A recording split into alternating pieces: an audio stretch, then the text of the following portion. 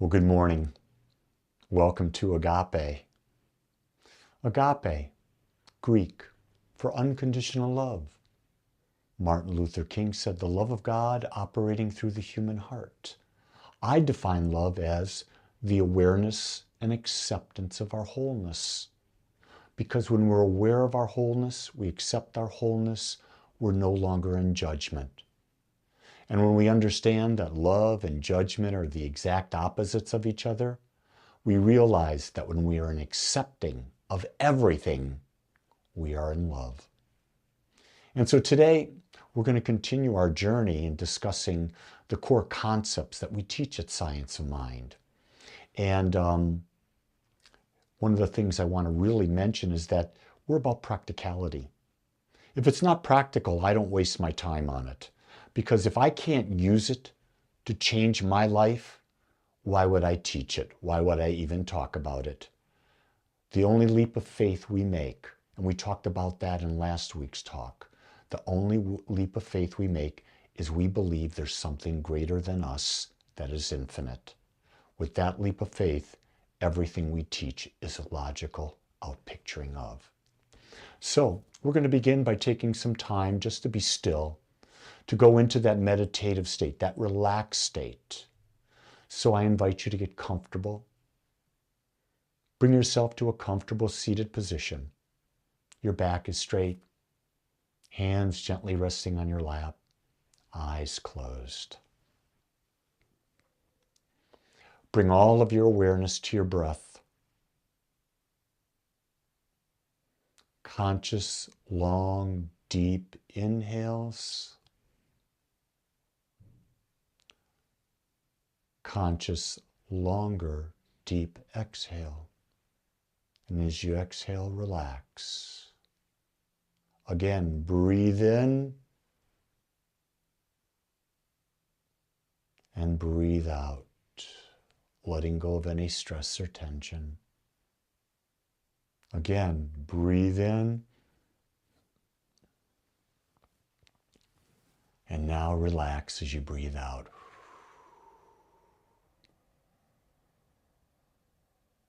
The key to life is the ability to be present in every moment with whatever's in front of us in a relaxed state, fully experiencing everything. And after the experience, letting go and moving on. We come to understand that our soul grows in its awareness through experience, not through words, not through feelings, through experience. So when we free ourselves to be in the moment, we open ourselves to more and more and more and greater experiences. Ergo, the soul just thrives. The question I ask is, can you let go of judgment? Can you let go of judgment so you can be present in the now? Present in the now to fully experience everything? And then can you let it go and move on? That is the path of life. That is the spiritual path. That is the only path, because the only thing that does exist in reality is this now. Allow that to just penetrate every cell of your being, that knowledge, that wisdom, that understanding. And should you choose, this is a perfect time to begin in your life, to become that person centered in the now. So I invite you now to come back into your body, into this time, into this place. Begin to move your head, your hands, whatever. And when you're ready, open your eyes and welcome to now. In our last core concept talk, I talked about the concept of oneness. I talked about that. That was the leap of faith that we make in religious science. The leap of faith is very simply, we believe there's an infinite power and presence that created all things. It created all things out of itself. As it created things out of itself, there's nothing other than it. So everything that happens now that we're going to talk about for the next few weeks relates to that acceptance. In many, many other religions, you have to accept their book is true. You've got to accept the characters' lives are the way they say they are. We don't have that. We talk about there is an infinite. So today, we're going to talk about the concept of the triune nature of the divine, the triune nature of God. But one of the things I want you to understand, the triune nature is simply a framework for understanding how the creative power of the universe works and how we, as individualizations, are a part of that process. In other words, if you were a Catholic, you would talk about the Holy Trinity, Father, Son, and Holy Ghost. Here in religious science, we talk about it is a framework of understanding the creative power. We create a framework because the human mind can't understand it without that type of progressional stepping stone. So the way we look at it is the triune nature of the universe is made up of three interconnected parts: spirit, soul, and body. And these three aspects work together in perfect harmony to create everything that exists, including our own experiences. In other words, there's not a separate spirit, there's not a separate soul, and there's not a separate body. But for purposes of our understanding, that's what we create. In fact, in reality, there's only pure spirit. And it demonstrates through the soul and through the body. And it does so harmoniously. There's no pushback. It's an effortless and easy way. The Word is made flesh, part of the Bible. The divine spoke the Word, and the Word was made flesh. It's very simple. That's the creative process. So let's talk about this aspect that we call spirit. Spirit is the seed of the creative process.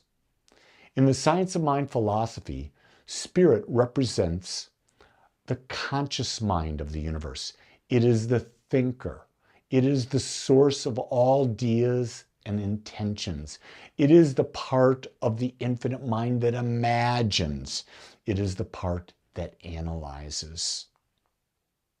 And so when you look at it, the spirit idea, just as a plant begins with a seed, every thought, idea, or intention starts in spirit. Spirit is the part of us that imagines, envisions, and initiates the creative process. Without spirit, there would be no new seed planted. With no new seed planted, nothing can be birthed. Ernest Holmes, the founder of Science of Mind, taught that spirit is pure consciousness. It is infinite intelligence and absolute creativity. And when we align ourselves with spirit, we're tapping into that limitless potential of the universe. That's why we meditate, to tap in and become one with all that is. That's why when we teach spiritual mind treatment, the first two steps are becoming one with spirit. It's when we realize our oneness with spirit that we enhance, and our creative power goes right through the roof. Nothing can oppose us. So let's look at the second aspect of this triune nature, the soul. The soul is the law of creation. The soul is the medium through which the seed works. It also is referred to as the law of cause and effect. It is a part of the process that receives the seed, the thought or the intention, and molds it into form. Isn't that a beautiful way of looking at it, the analogy? That whatever form you give to the soul creates it. You can think of the soul as the soil in which the seed of spirit is planted. When you plant a seed in the soil doesn't question what kind of seed you grow. It simply accepts the seed and begins to nurture it, allowing it to unfold. Think about this then. The soul doesn't care what you plant. It gives you what you plant. It gives you what your beliefs are. So your beliefs put into the mind of God, the aspect of God that we call the law or the soul, gets created. Doesn't care whether it's good for you, bad for you, indifferent for you, whatever. It gives you what you plant, just as the soil gives you the seed. If you plant a grapefruit seed, you're going to get a grapefruit tree. If you plant an orange seed, you're going to get an orange tree, and vice versa. You see, the soul is automatic and it's impersonal. Whatever you plant in the soul grows. Whether it is a seed of joy or abundance or a seed of fear and limitation. The soul doesn't care. It has no mind of its own other than to create what is planted in it. Now looking at the third aspect, the body, the physical manifestation. The body is the physical form. It's the final stage in the creative process. It's where the idea or intention, nurtured by the soul, becomes a tangible reality. This body of mine, this body of yours, it's the outpicturing of the creative process. The planet is an outpicturing of the creative process. The microphone that's picking up the sound it's the creation. The body, the outpicturing, the form, is the point where our thoughts, intentions, and beliefs become visible and tangible in the world around us. We give form to what we think about. It's important to understand that the body is not separate from the spirit and soul. It is the natural outcome of the creative process and shows us that everything we experience in the physical world is a reflection of our inner thoughts and beliefs. You see, the creative process, the seed to create the creative process, and the body, we want to separate them. They're inseparable. They're one and the same thing. The triune nature shows us that the universe is inherently supportive of our growth and our expansion. The solar law always works to bring our thoughts into form, and when we align ourselves with love, abundance, peace, we naturally attract those experiences into our lives. And vice versa. If we align ourselves to lack, disease, hate, judgment, the law, the soul, brings those into our life.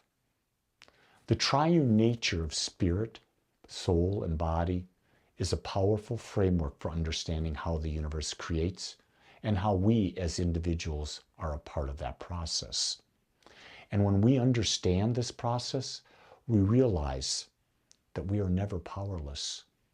We're always creating our reality through our thoughts and beliefs, and that we are the masters of our lives. Do you feel that you are worthy? If you feel you are worthy, then you will no longer ever be a victim again, because you truly do understand that you are always creating your reality. And it is your thoughts, your beliefs, your feelings, your actions aligned toward a specific result that bring into your experience the form, the shape, everything that your senses bring in. And you truly are the master of your life. Understand this. Everything truly does begin and end with you, at least as far as you are concerned. I want to thank you for taking your time to be with me. And know that Agape is here to support you in your evolution. We give you ideas and thoughts that you can build on, practices that you can take into play. We don't know what's right for you. I don't know what's right for you, but you do. And that's what we do. We empower you. So if you want to become more a part of Agape, go to agapespiritualcenter.com, click on the calendar, and you'll find out all the various things that we offer. Also, while you're there, sign up for my weekly newsletter to find out what's coming up at Agape. And there's a giving tag. Make a donation, because your donation allows us to bring this message to greater and greater numbers of people. Our job, our mission is real simple. Touch one life a day. But if we can touch more, the more power to us and to those that we touch. I hope this message finds you well, and it's given you inspiration to take your next step. With that, everyone, it's great to be alive.